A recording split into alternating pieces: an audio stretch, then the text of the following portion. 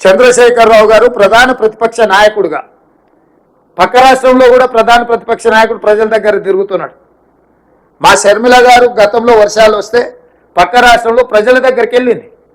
ఈరోజు నిజంగానే ప్రజలు ఇంత విపత్కర పరిస్థితులు ఎదుర్కొంటున్నాయని బీఆర్ఎస్ భావించినప్పుడు ప్రధాన ప్రతిపక్ష నాయకుడు ప్రభుత్వానికంటే ముందు ప్రజల దగ్గరికి వెళ్ళాలి, ప్రజా సమస్యల్ని ప్రభుత్వానికి నివేదించాలి, ప్రజల యొక్క విజ్ఞప్తులు తీసుకొని ప్రధాన ప్రతిపక్షంగా చంద్రశేఖరరావు గారు ఆ సమస్యల్ని ప్రభుత్వం దృష్టికి తీసుకొచ్చి అవసరమైతే ప్రభుత్వాన్ని నిలదీసినా పర్వాలేదు. ప్రజా సమస్యల పరిష్కారంలో భాగంగా వారు ఫామ్ హౌస్లో నుంచి బయటకు రారు, వారు మౌనం వీడరు. వారు ఎందుకు మౌనముద్ర వహించిందో నాకైతే అర్థం కాలేదు. ప్రధాన ప్రతిపక్ష నాయకుడిగా మౌనముద్ర వహించడానికి ప్రధాన ప్రతిపక్ష నాయకుడు హోదా వారికి అవసరం లేదని నేను భావిస్తున్నా. రెండవది కేటీఆర్ గారు, వారు ట్విట్టర్లోనే మాట్లాడుతున్నారు. వారు ఎక్కడుండి మాట్లాడుతున్నారే తెలంగాణ ప్రజలు గమనించాలి. వారు ఈరోజు అమెరికాలో ఉన్నారు, ఆయన ఫ్రెండ్స్తోనే అమెరికాకు పోయాడు.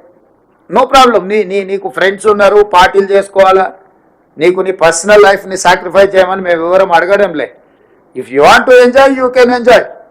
కానీ నువ్వు అమెరికాలో నువ్వు విదేశీ పర్యటనలో ఉండి నువ్వు లైఫ్ ఎంజాయ్ చేసుకుంటూ ఇక్కడ బురదలో ప్రజల దగ్గర ఉన్న మంత్రులు లేరు. ఖమ్మం జిల్లాలో అసలు ఎక్కడ పోయిన 3 మంత్రులు ఉన్నారని ప్రజలలో ఉన్న మంత్రులను పట్టుకొని నువ్వు ఈ దేశంలోనే లేవు.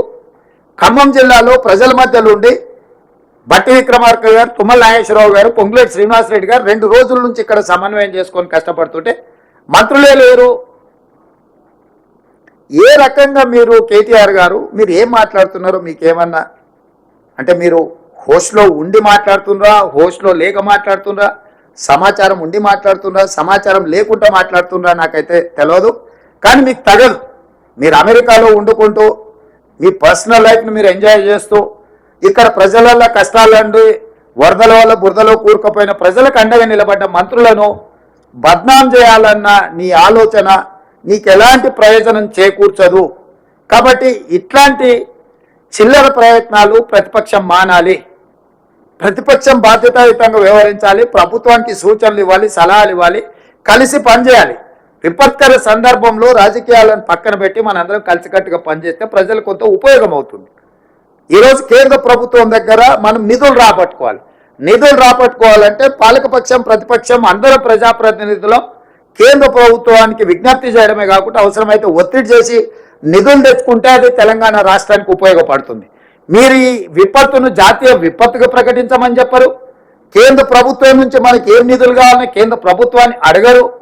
కనీసం ప్రధాన ప్రతిపక్ష నాయకుడిగా 10 సంవత్సరాలు ముఖ్యమంత్రిగా తెలంగాణ ఉద్యమకారుని అని చెప్పుకునే మీరు తెలంగాణకి ఇంత కష్టం వచ్చి 16 మంది ప్రాణాలు కోల్పోయి, పశు సంపద కోల్పోయి, వేల కోట్ల రూపాయల ఆస్తులు నష్టపోయి అంటే 20 ఫీట్ల పైన ఇళ్లకు నీళ్ళు వచ్చి ప్రజలు కష్టాలలో ఉంటే కనీసం పలకరించడానికి కూడా మీకు మనస్కరించలేదు.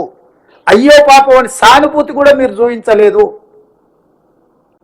మీరు ఈ రకంగా మాట్లాడితే ఇది తెలంగాణ ప్రజలకు నష్టం చేకూరుస్తుంది తప్ప తెలంగాణ ప్రజలకు ప్రయోజనం ఉండదు. మా ప్రభుత్వం ప్రజల కష్టాలలో ఉన్నప్పుడు కష్టాలను తీర్చడానికి ప్రయత్నం చేస్తుంది తప్ప రాజకీయ ప్రయోజనం కోసం మేము ఆలోచన చేయము.